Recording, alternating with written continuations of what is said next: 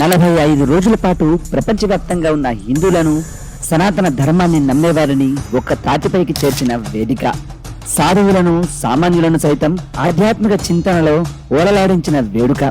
ప్రపంచం చూపు మరోసారి భారత్ వైపు పడేలా మన మోదీ సర్కారుకు ఓ గొప్ప అవకాశాన్ని ఇచ్చిన పండుగ.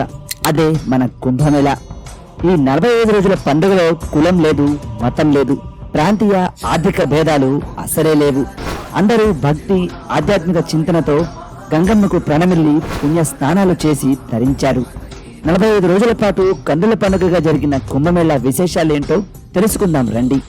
మొత్తంగా 66.30 కోట్ల మంది భక్తులు కుంభమేళాకు తరలివచ్చి పుణ్య స్నానాలు ఆచరించారు.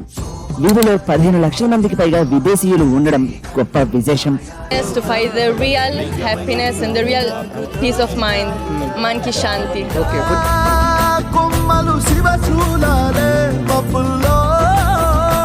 Amazing. One of the most amazing things I've seen. Personal experience, everything went extremely well.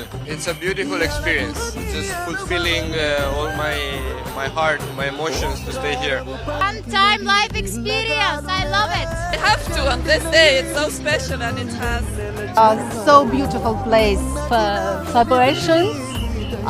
I love India. So we made a long trip here.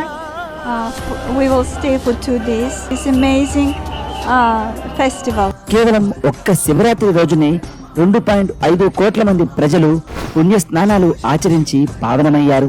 Uttar Pradesh లో జరిగిన ఈ కుంభమేళా భక్తుల తాకిడి ఆ పక్కనే ఉన్న అయోధ్య రామ మందిరాన్ని సైతం తాకింది. ఇప్పుడు కాక ఇంకెప్పుడు అంటూ బాలరాముడిని చూసేందుకు ప్రజలంతా తరలివచ్చారు. సుమారు 13 కోట్లకు పైగా భక్తులు అయోధ్యతో పాటు కాశీ విశ్వేశ్వరుడిని దర్శించుకున్నారు. కుంభమేళా కోసం మన మోదీ సర్కారు అద్భుతమైన ఏర్పాట్లనే చేసింది. ఇందుకోసం 7,500 కోట్లు ఖర్చు చేస్తూ 10,000 ఎకరాల్లో ఏకంగా ఓ తాత్కాలిక నగరాన్ని నిర్మించింది. ఇంకో ప్రత్యేకత ఏంటంటే ఈ కుంభమేళా కేవలం భక్తిని మాత్రమే కాదు, ఎన్నో లక్షల మందికి భుక్తిని సైతం అనుగ్రహించింది. ఏకంగా 12 లక్షల మందికి పైగా ఈ మేళాతో ఉపాధి పొందారు.